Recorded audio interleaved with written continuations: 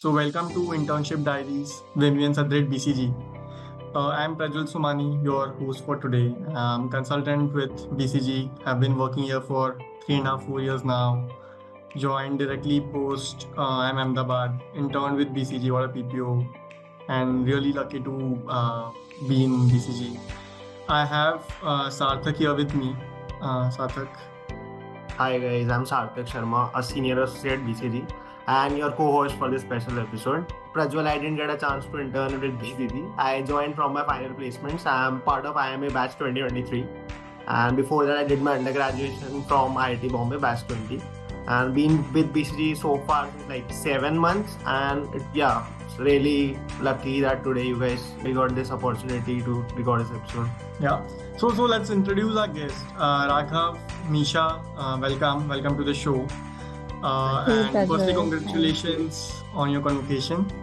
Thank you. And as you would know, right, the 2025 batch is about to start their internship. And it would be great to know your experience. Sure. Misha, do you want to go first? Sure. Hey guys, I'm Nisha. I just graduated from IIM Ahmedabad. I am a corporate lawyer.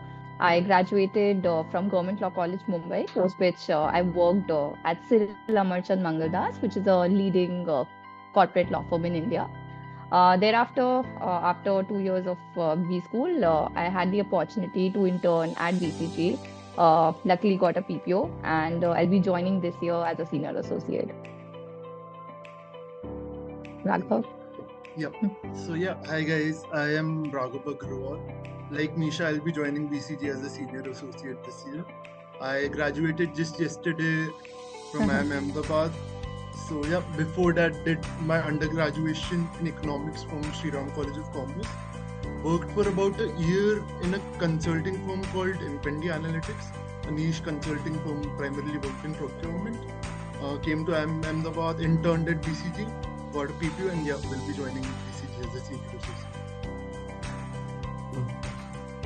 Thanks, guys. Guys, just to begin with the episode, I think we can start with what actually motivated you to apply for internship at BCG. Like, what were the first thought, and why did you apply in first place? Right. So for me, consulting in general, I was toying between consulting and GenMat, but during the interactions during our summer process, I was inclined towards consulting primarily because I've always liked this area of high exposure interaction with clients and steep learning curve, which is always present. Plus the flexibility to sort of work around in different industry domains and to figure out, because at this stage I'm not sure what do I want to do, and therefore consulting provides a very perfect flexibility to sort of keep trying different hands in different domains. BCG specifically, I boiled down primarily because I liked their interaction, how specific they were, how objective they were in communicating what they actually want, what their expectations were. And that's what motivated me. The number of female partners were also a great signaling, which sort of was a differentiator. Raghav. So thanks Misha. For me personally, I had already tried consulting. So I worked in a consulting firm for 1 year. But that was a pretty niche consulting firm. I wanted to explore different projects. So in the back of my mind, I also do have some entrepreneurial ambitions. So probably not now, but 5 years, 10 years down the line, I do want to start something of my own. But like most of us, I have no clue what I need to do, no clue about the industry, and consulting seemed to be one particular set of industry that will provide me experiences across industries. So, and the kind of learning curve, the steep learning curve that consulting has, I think is unparalleled across different. So I was also toying between GenMan, but I just thought that the kind of exposure and the kind of grind that we go through in consulting, that would keep me in good stead. So yeah, that is primarily why I wanted to do consulting. As per why BCG, I think it boiled down to the company culture. So I was also looking at different firms during my summer internship process. But then the interactions that I had with the partners at BCG, or all those company dinners that we had, and even interacting with the seniors. So I remember interacting with Sarthak before choosing, and him telling about how his batchmates and them telling about what their experiences were. So yeah, that was primarily the reason why BCG. So the kind of support and the kind of culture that the company has. Great. I think we'll deep dive more into what you are saying, Raghav, as we move forward. But let's start first, with your internship. So if you can just, tell us what exactly were you working on during the internship? What was the bigger project? What was your module and how it was carved out? Could help our viewers to understand, what exactly you were working on. Sure. So I was working for a public sector bank as part of a digital HR transformation project. Again, the way my team was structured, we were allocated tag teams. So essentially, two people were given a team. One was, of course, a slightly more senior person, so maybe a consultant at the firm or an SA2, and one was either an SA1 or an intern, something along those lines. And we were tackling modules together. So, for example, there were 3 modules that our tag team was working on.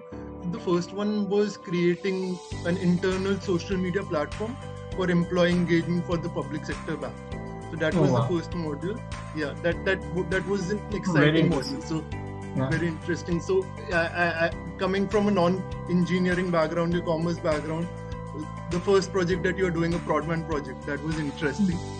The second was again getting a chatbot implemented in the firm, so for their internal practices. And the third one was a slightly larger chunk of the pie, that was the HR analytics.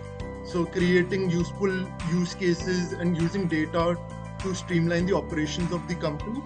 So these were the 3 modules that we were working on. And the way we went about with the work was I took up the lead in the first 2 modules, and my other partner, so the consultant at the firm, he took up the third piece. So both of us were involved in all 3 modules, but if anything came on the first 2 modules, I was the primary POC. I was involved in the day-to-day working of that module. I needed to know that ins and out. Today I'm meeting this guy, today I'm meeting that guy. So yeah, that's how the project functioning went. And what about you, Nisha? So my client was a cement player, and the bigger part of the case was basically cost reduction and cost optimization, which different people were given specific levers to do the same. So my specific module was within the cost optimization. I was given how to optimize the MRO, which is maintenance, repair and operation cost. There were other folks who were given logistics, operations, some raw material, the bigger chunk. So we all worked in silos, but we all, because of the case meetings, we always knew what's happening as a part of the bigger project. Like knowing where the bigger chunk is, like even within MRO, there were several parameters, and you just show the 80-20 rule and see where the biggest pie is, and you start with that. So 2 very interesting and diverse projects, like one with the public sector bank and another cement player. So in general, like I think what will help our viewers to understand, like how was your typical day at this project? Like what did you do on a day-to-day basis? If you can describe that more in detail. Sure. So I mean, there was no typical day of sorts. So I mean, every day was different and depended on the stage of the project. So I remember the first 3 days in particular, it was a lot about going through the industry profiles, understanding the particular industry. Again, coming from very little experience in the banking space, there can be some typical jargon that you can be thrown at. So, I mean, yeah, learning about the industry, learning about the client as well, learning about the project background. I think that became an important part, because the project that I was working on was a relatively longer term project. So there was a lot that had already been happened. So knowing the status quo, getting the baseline, that was really important. So that was the first few weeks. Then it was ideation. So let's just take the first module as an example. So designing the social media platform. Why do we need the social media platform in the first place? What are the features that are required? Conducting FGDs, conducting interviews, understanding the need cases. Post that, there was the another phase, getting work done. So once you know the features, once you finalized everything, getting how does it look like, what kind of features is viable in the time frame that we have, coordinating with the vendors, that was a big headache. So the tech partners that we had, coordinating with them, getting them to understand the specifics. So that was one thing. Towards the end, it was just about change management, getting the buy-ins from the senior managements, both from internally at BCG as well as on the client side. So yeah, there was no typical day, it varied. It's amazing that you have seen the whole life cycle of that project within 2 months. I'm sure you would have learned a lot. Yeah, that was so. One of the things that happened on the first day is my principal came up to me and said, "You have 2 months. You need to show work. So it would be best for you if you follow this through." And luckily, I was able to do that. So that was really nice. Amazing. And you, Nice. Nisha? Similar. So once I got the module with zero idea about even how cement is made. I'm also a non-engineer. So initially I just spent 2 days to understand. I watched basic YouTube videos to sort of everything and anything I could just understand what this industry is about. Who are the leading players, how is the competitive landscape. I made use of all the resources available within the firm and all the public resources. Then second, as mentioned by Raghav, you need to know, because even the case has been going on for a long time, I had to know what stage we were at, what has been done, so that there's no point of reinventing the wheel. Spent few days in that. Finally, we made a detailed, elaborate work plan as to what I intend to do over the course of next 8 weeks, which could change, of course, as we progress. And the first 3 weeks was more of data analysis. The client sort of dumped their data, where all my pivot table skills came into picture. We had to see what can we do, what do we start with, because there's no dearth of information available. There's a lot of data, and you need to pick and choose where do you start. So you pick up 4 things, and it's very normal. You come up with 5 ideas. 2 of them are directly not feasible. 2 of them may already have been done, and you're just left with one option. That's something I came across every time. Then it was working with the client to see what's feasible, what can be done. I did a lot of expert interviews, which were tremendously helpful. So one of the best resources I could have utilized in my internship experience. And then similar, I was given a target of X crores of savings I had to do, and I had no clue, but things went out well, and just worked with the client in the second phase when things started working out. I would say second month was more of an implementation, when I had some idea, okay, this could be done. And yeah, it was more of working with the client to achieve that. Got it. Looks like you guys have done a lot of hard work at understanding the client, understanding the problem statement, etc., right? It would be great for our viewers to actually learn some tips and tricks during the internship. So firstly, I just want to understand from both of you, how were you able to manage the expectations from your manager? How did you communicate things to them? What were the strategies that you guys utilized or watched your teammates do? So when it comes to managing the expectations with your project lead and with the senior team management, I think the one thing that you need to do as an intern and as an associate as well is keeping an open line of communication. So it would differ from team to team, but I'll just give an example of what I did during my internship process. So I was as lost as anybody could be on the first day. It seemed so overwhelming. The principal seemed like a really learned man. I mean, with like tens of years of experience. So I was a bit hesitant. So I talked to my team, what should I do? How should I communicate with him? So getting to know the internal style of your project team lead is, I think, important. So the way I did was, I used to draft him WhatsApp messages at the end of every day or every alternate day, saying these are the work that has been done over the day. This is what I'm planning to do over the next few days. And above all of this, these are the key actionable items where I need your help or I need your guidance. So can we please schedule a call or something like that if required? So that was how I maintained. And getting the clear, so when it comes to expectations, getting a clear objective of what needs to be done and what is the deadline.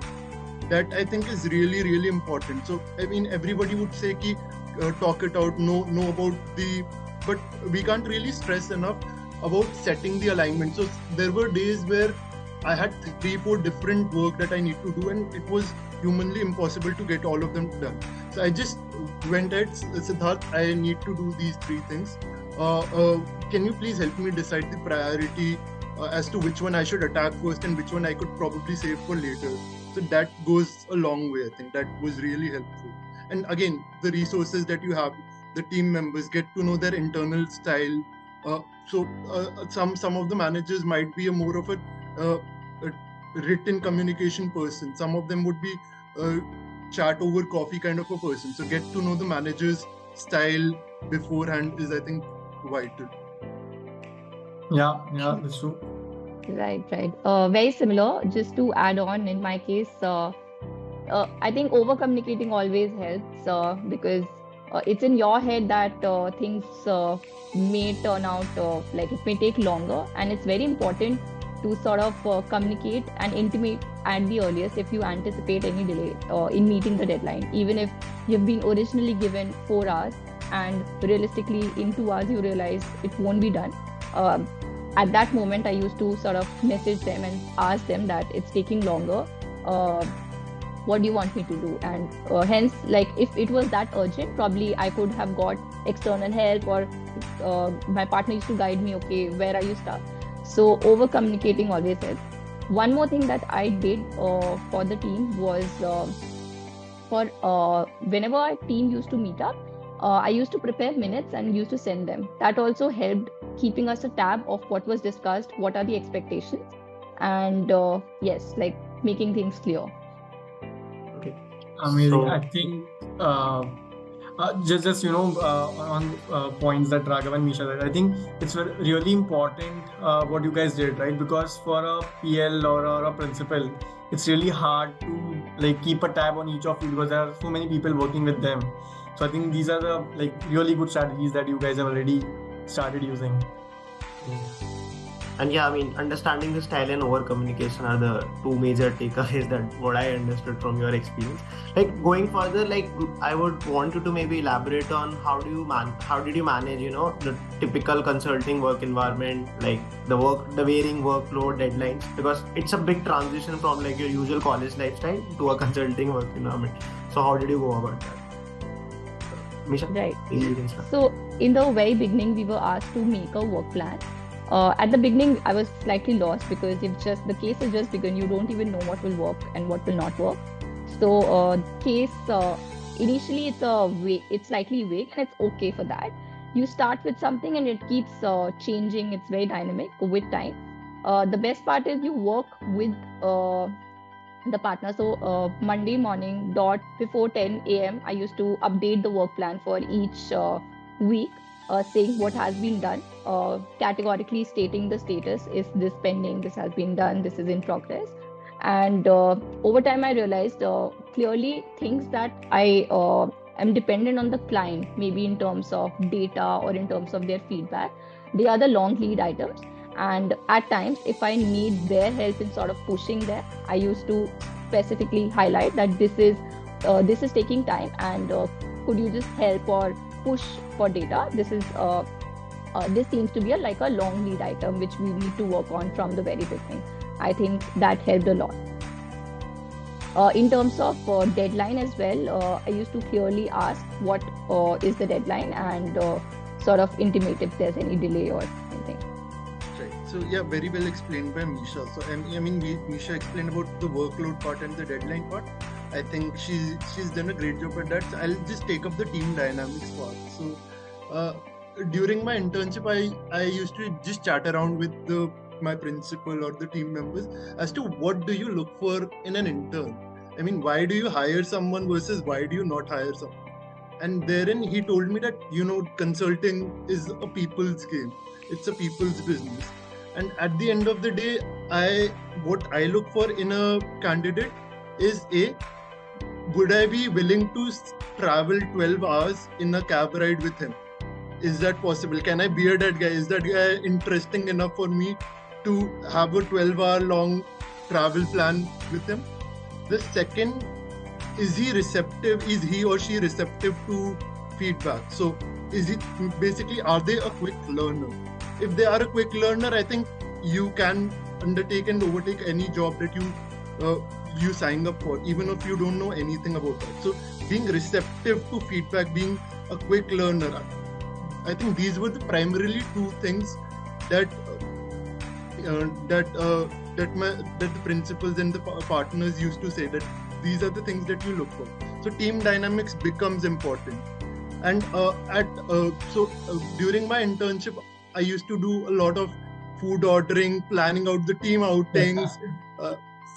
These guys used to do pranks on every intern on the first day. So team dynamics becomes very important, and I think everybody wants someone who they can get along with, and that keeps you in good stead. So being more receptive to the jokes, being more receptive to, so there were times when there was a person who needed my help. I was fairly, because I had an year work ex in consulting, I knew Excel. So there was another person in the team who needed some help. I offered, even though I had a lot of work, going the extra mile, offering your help to another team member when required, taking their help when you are stuck. I think all those factors play in a lot while thinking about team dynamics. So yeah, those are some beginning points that I would like to share. Got it. Raghav, I think you touched a really important point around, asking for feedback and, changing yourself according to what the feedback has been given to you. If you can, just elaborate more on that, like, how frequently did you ask for feedback? How did you approach your managers for feedback? Yeah. Sure. So yeah, every manager in every consulting firm would be super busy. So I mean, these guys don't have time. So they're constantly crunched for time, and then asking for feedback is a pain. I won't lie. So the way I did it is I set up. So on the very first day, I tried to schedule a call with my manager, seeking what is the module that I have been allocated. In that discussion only, I had asked him what do you prefer. I would want feedback as often as possible, and I would want to set up time officially in your calendar if possible. So right. We mutually discussed that a week would be a good time to so a feedback call at the end of every week would be a good so a scheduled feedback call in the calendar would be nice. So most of the time that ended up being rescheduled because of the changing dynamics. But still, even when the meeting is cancelled, going up to him, say, hi X person, I see that you were busy. Can I reschedule the call to tomorrow? Again, the call will be rescheduled tomorrow. Another meeting would come up. You probably would have to get it rescheduled. But being persistent in feedback is soliciting feedback is something I think is required. You need to be unashamed and just, hi, I wanted to talk to you about this. Are you free? No? Okay, I'll come tomorrow. Hi, are you free right now? Okay, no, I'll come tomorrow. That I was a little unashamed, I think. But yeah, I think that worked out well. Every consultant can relate to this. Yeah. I think very similar. Feedback is extremely critical, and the earlier you get, the better it is, given its shorter time frame of just 8 weeks. So very similar. I did not wait for the formal process, which is due, like our mid review is due in 4 weeks, and then there's a final review at the closer to the end of the internship. in the very beginning, I also blocked my partner's calendar on a weekly basis. And as mentioned by Raghav, it got rescheduled many times.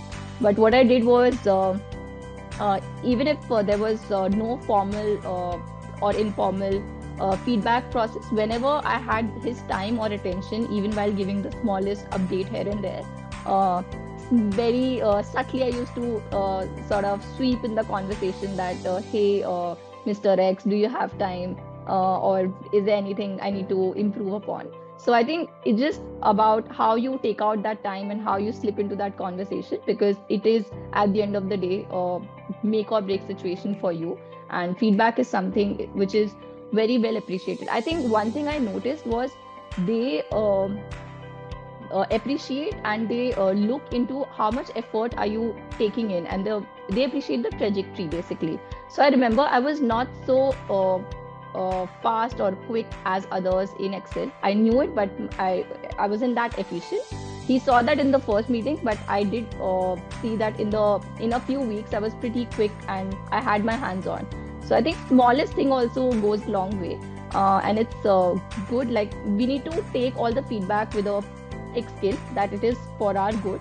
Even if things are being pointed out, it is great that it is being pointed out sooner than later. And it is important to showcase them with examples, with tangible examples, as to how did you improve and work upon each feedback over time. That really helped. The other good part was we knew the 4 parameters very objectively, which was analytical skills, problem solving, client, and in general the client interaction and communication. So that also helped, that it's not vague, it's very, very objective, and these are the 4 things you really need to work upon. And even the feedback was given that this is where you are weak, this is where you can, you're very good at, this is where you can improve. So that really helped. So very well summarized by you guys, like how it's important to be persistent and like need to act upon the feedback that is given, because at the end trajectory is very important in these 8 weeks. Now, like, you have described your projects and shared very, very helpful tips and tricks for our viewers. Maybe you can describe your internship experience in one word. Like, how was BCG at 8 weeks for you? Like, in one word, you have to say. Enthralling, yeah, fun. And I would probably go with something like taxingly rewarding. Yeah. In 2 words, but yeah. Yeah, very true. Great.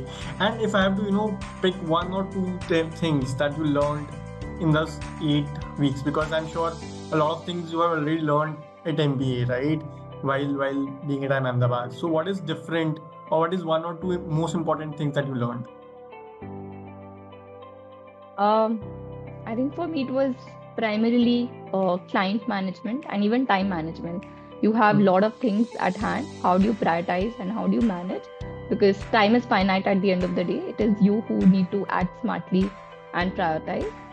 Second is, it is a people's job at the end of the day. You do need to work with clients. There are difficult clients, and you have to deal with that.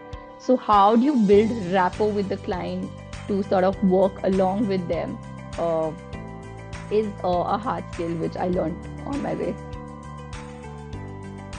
So similar to Misha, I think the biggest skill that I think I learned at BCG was stakeholder management. So very often there were multiple stakeholders that you need to deal with. So there you had the client, you had the developers, you had internal people, and at times there might be the objective or they might be at odds. So for example, the vendor might want to push for a longer duration of implementation, whereas the client would want to get it done as fast as possible, and we as consultants would want to deliver that value as fast as possible. So managing all that, communicating with when there are different varied objectives, even within teams, I think the resources are finite. So if there is a developer, there were times when I had to go up against a consultant or an SA2 in my team that, please, can I take these resources? And they're like, my work is at a critical juncture, I can take it. So coming with the middle ground that, okay, we can share it like this, or we can do something along those lines. I think that was a great skill, great learning curve over there. Another thing I think is communication. So, I mean, everyone has finite time, especially people as you move up the value chain. And once you start communicating with people up the value chain, the kind of communication that you do with them, so keeping it brief, keeping it concise to the point, that I think is an important skill that we learned over there. Lot of learnings and varied experiences. It was really great to have you here. We are almost at the end of the episode. So any final comments or remarks that you would like to share with our viewers? One advice, just be yourself, be confident, and ask for help. Help will always be provided at BCG. So, yeah. Same. It is very important to build rapport and build genuine relationship. At the end of the day, like all of us are human beings. We want to work along and spend our whatever 10-12 hours of day with the people who you get along with. And important to have fun. It's okay. It's normal to have some bad days and reach out to your support system whenever that happens, and just enjoy the journey. Things will be good if you enjoy the process. Also, to have fun at the parties and all those CTOs and offsites if you're lucky enough. Thank you so much, Misha and Raghav, for joining us today and for sharing your valuable experiences, and not to forget all the important tips and tricks that you shared for our viewers, and I'm sure they'll find it really useful.